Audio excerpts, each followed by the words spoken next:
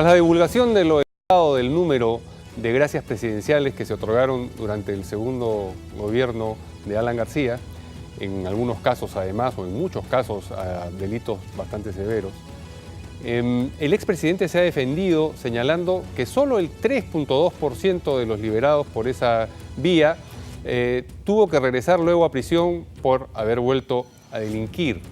Lo reducido de ese porcentaje, sin embargo, no atenúa la gravedad de algunas de esas reincidencias, como nos relata en el siguiente reportaje Graciela Villasís. Estas imágenes corresponden al operativo que realizó la Dirandro en diciembre de 2011. Aquí vemos cómo este local, que aparentaba ser una granja, la Panamericana Sur, cercada con un plástico negro, escondía un gran laboratorio de procesamiento de clorhidrato de cocaína.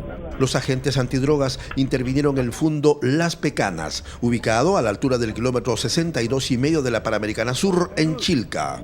Ese día la policía incautó 150 kilos de pasta de cocaína y 144 kilos de clorhidrato de cocaína prensados en paquetes que tenían en bajo relieve el símbolo de una corona de rey, sello característico de las grandes organizaciones internacionales. La droga estaba lista para salir a México y Estados Unidos. También se decomisaron 5 vehículos, insumos químicos, motobombas, envases de plástico, prensas y hornos microondas. La Dirandro detuvo a 6 peruanos, 5 colombianos y un ecuatoriano cuando estaban en pleno trabajo de procesamiento de la droga. Rafael Vélez. ¿Nacionalidad? Colombiano. ¿Edad? 50 años. La sorpresa es que uno de los peruanos detenidos es nada menos que un reincidente que un año antes había recuperado su libertad a través de una gracia presidencial en forma de conmutación de pena que fue firmada el 10 de diciembre de 2009 por el expresidente Alan García y su exministro de Justicia, Aurelio Pastor. La resolución suprema que lo benefició dice a la letra: Choquehuanca Anco Mauro Manuel se le conmuta de 7 años a 3 años de pena privativa de la libertad, la que vencerá el 29 de septiembre de 2010. Este hombre, favorecido por la gracia presidencial, tardó apenas un año para volver a delinquir, pero esta vez en las redes del narcotráfico internacional. Hemos revisado, por ejemplo, algunas listas de los que han salido de prisión gracias a la conmutación y hemos encontrado a este señor, que le vuelvo a repetir, Mauro Manuel Choquehuanca. Cuando a él lo encuentran acá, ¿es en el nuevo delito o en el que fue conmutado? En el nuevo delito. Si ustedes le conmutan de 7 a 3 años, si él hubiera quedado de prisión, no estaría elaborando junto con, digamos, la banda que se le encontró, porque si hay videos... Esa es una forma de ver las cosas. No hubiera cometido todo. La otra forma es decir que si él no hubiese sido conmutado, hoy no recibiría la pena que va a recibir. Actualmente, Mauro Choquehuanca está recluido en el penal de Ancón por haber admitido ante el tercer juzgado supranacional de Lima que fue él quien alquiló el terreno donde se montó el campamento clandestino de Chilca. Además de haber participado en su construcción, fue el encargado de la seguridad del laboratorio. Si uno de ellos ha cometido el error de reincidir, mala suerte para él. La pena es gravísima, es durísima para el reincidente. Ahora le van a aplicar el máximo de la pena más el 50% sin beneficios. Pero Choquehuanca no es el único reincidente notable. Otro que salió de prisión por una gracia presidencial y que reingresó a un penal apenas 10 meses después de cruzar la puerta fue Sandro Bravo Montoya, alias el taxista violador. Una de las víctimas de ataque sexual fue una suboficial de policía viuda. Este peligroso sujeto fue acusado por la Fiscalía de haber violentado sexualmente a 4 mujeres que tomaron sus servicios como taxista. Ninguna de ellas imaginó que viajaba en el auto de un hombre con antecedentes penales, que había estado recluido en Lurigancho por robo agravado y que estaba libre por las calles gracias a la conmutación de su pena desde abril de 2009. Una de sus víctimas reconoció a Sandro Bravo Montoya como su agresor. Escuche el relato que le dio a América Noticias. Me agarró acá y me hizo que le haga sexo oral. La Fiscalía lo denunció por el delito de violación y desde el 19 de febrero de 2010 volvió a prisión, pero esta vez al penal de Huaral. Se trata de una persona con concurrencia de delitos, tenemos robo agravado y tenemos contra la libertad sexual en la modalidad de violación sexual contra señoras que tomaban el taxi y algunas de ellas las obligaba a tener sexo oral, ¿no? con el uso de un arma de fuego. La resolución suprema del 16 de enero de 2009, que había reducido su condena antes de las violaciones, fue fue firmada por el expresidente García y su entonces ministra Rosario Fernández. Por esta resolución se le conmutó de 5 a 4 años de pena privativa de la libertad, la que venció el 8 de abril de 2009. Según la información proporcionada esta semana por el Consejo de Ministros, de las 5.500 personas que obtuvieron gracias presidenciales durante el segundo gobierno de Alan García, 176 reingresaron a prisión. Los exministros apresuraron a minimizar el hecho, resaltando que la cifra solo representa el 3% del total entre conmutaciones e indultos. O sea que el 97% ha honrado la gracia presidencial.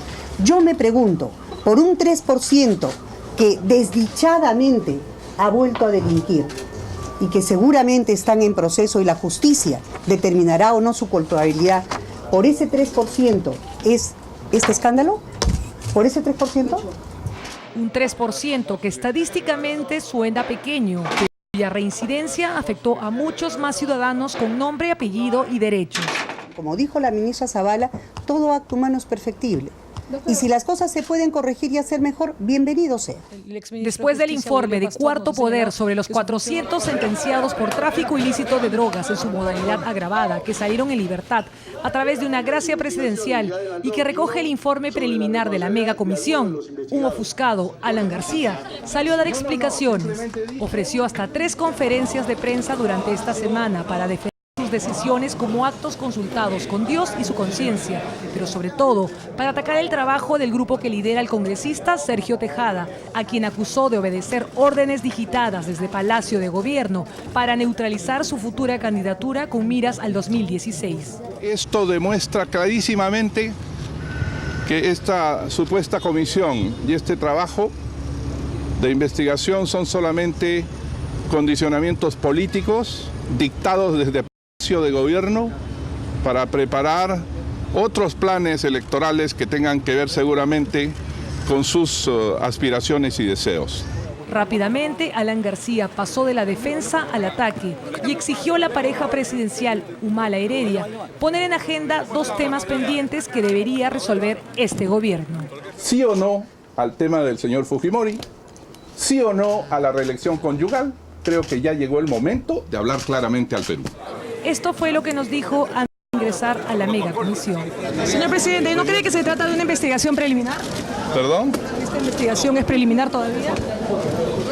Ya está escrita. Claro que a América Televisión le llegan siempre las cosas directamente de la comisión.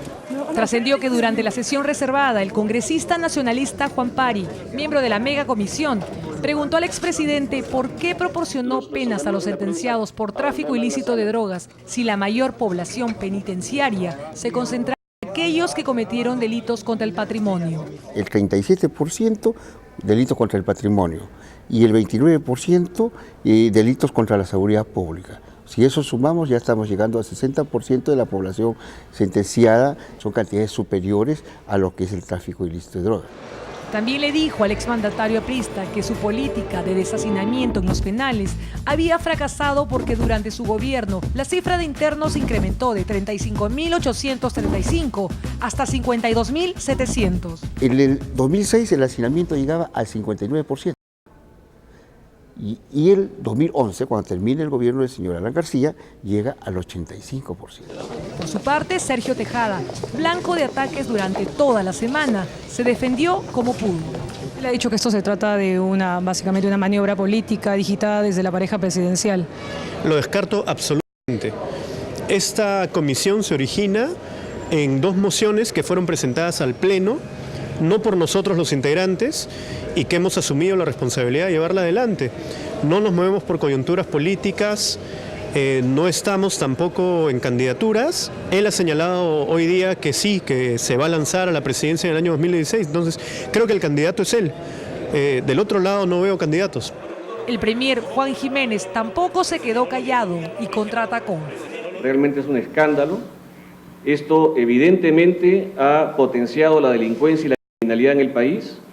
Ustedes verán la lista seguramente que hemos visto todos, donde se han indultado o conmutado las penas a personas que han cometido delitos de tráfico ilícito de drogas, personas que han cometido delitos de robo agravado. No son delincuentes menores los que han sido indultados o conmutados.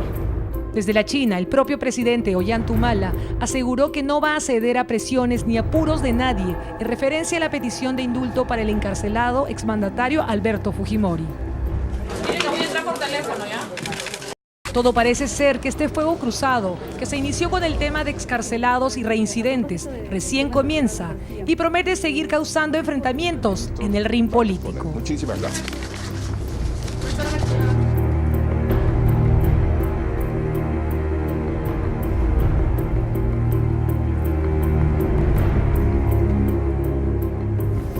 En realidad, más allá del tema de la reincidencia, que es un factor que se ha agregado esta semana a la noticia que trascendió originalmente, la pregunta y de lo que no debemos desviar nuestra atención es si se debió indultar o conmutar la pena a todas esas personas.